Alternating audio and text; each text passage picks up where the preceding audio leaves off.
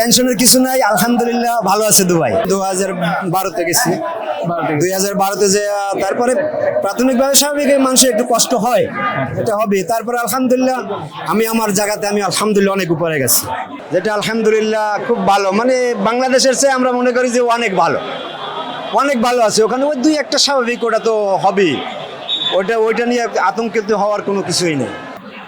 আসসালামু আলাইকুম ভাই। ওয়ালাইকুম আসসালাম রহমতুল্লাহি ওয়া বারাকাতুহু। আপনি কোন দেশ থেকে আসলেন? আমি দুবাই থেকে আসছি।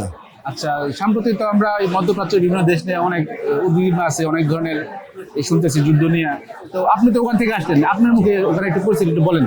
না আলহামদুলিল্লাহ ওরকম কিছু না, তো স্বাভাবিক একটু নর্মালি যেটা হয় সেটাই।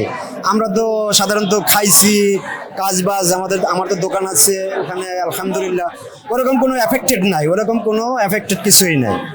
ওটা মানুষ, আমরা বাংলাদেশে যেরকম মানে একটা চিন্তার ভিতরে থাকি, আসলে সেটা কিছু না, এটা অ্যাবনর্মাল।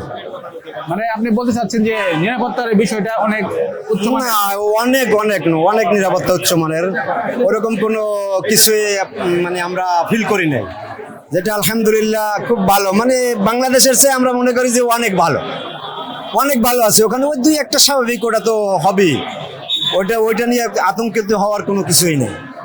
আলহামদুলিল্লাহ সবাই ভালো আছে এবং টেনশনের কোনো কারণ নাই, সব মিলে ভালোই আছে।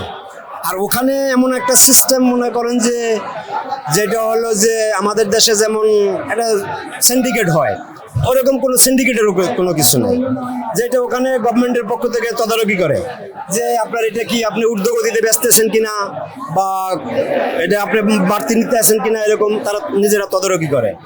ঠিক আছে, সুতরাং টেনশনের কিছু নাই, আলহামদুলিল্লাহ ভালো আছে দুবাই, কোনো টেনশন নাই। তাহলে যুদ্ধ পরিস্থিতির কারণে তো আপনার কোনো সমস্যা নেই আসতে? না, আলহামদুলিল্লাহ কোনো টিকিট করছেন, এক বছর আগে করছিলেন, আজকে ফ্লাইট করলেন, সুন্দরভাবে আসছেন। জি আলহামদুলিল্লাহ কোনো সমস্যা নাই, কোনো আতঙ্কিত কোনো কিছু নাই, নরমালি চলে আসছে। বাংলাদেশে আপনার বাড়ি কোথায়?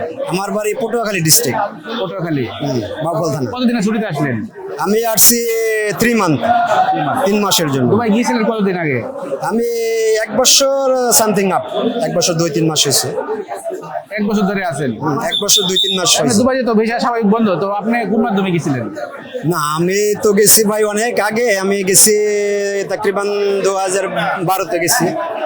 2012-তে যে তারপরে প্রাথমিকভাবে স্বাভাবিক মানুষের একটু কষ্ট হয়, এটা হবে। তারপরে আলহামদুলিল্লাহ আমি আমার জায়গাতে আমি আলহামদুলিল্লাহ অনেক উপরে গেছি। আলহামদুলিল্লাহ ভালো আছেন, ভালো থাকেন। আর ওখানে আমি বিজনেস করতে আছি আলহামদুলিল্লাহ। আসলে অনেকে আপনি বিজনেস লাইসেন্স করেছেন?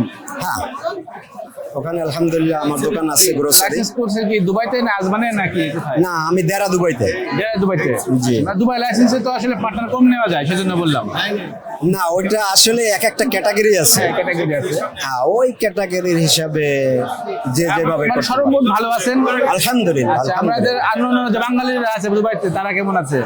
আলহামদুলিল্লাহ আসলে কি সবাই তো একটু ভালো থাকে একটু খারাপ থাকে, এটাই পৃথিবীর ন্যাচারাল।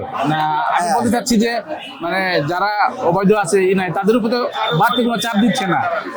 না ওইরকম, ওটা তো হবে, কিছু না কিছু তো হবে, ওইটা নিয়ে এত টেনশনের বা আতঙ্কিত হওয়ার মানে কিছু নাই। খুব বেশি আহামরি চাপটা নাই, মানে যেটুকু আর কি নরমাল একটা। ওইটা সাধারণত যারা ভিসা পতাকা ছাড়া থাকে তাদের তো একটু টেনশন থাকবে, এটা স্বাভাবিক কথা। মানে বাড়তি কোনো চাপ নাই? না ওরকম কিছু নাই, যেরকম ঠিক আছে। ফ্রিডমে চলাফেরা খাওয়া দাওয়া আরামে এসে অন্যরকম। ঠিক আছে ভাই, ধন্যবাদ, ভালো থাকেন। ধন্যবাদ। ঈদ করেন, আবার যান। ইনশাআল্লাহ। আসসালামু আলাইকুম। ওয়ালাইকুম আসসালাম।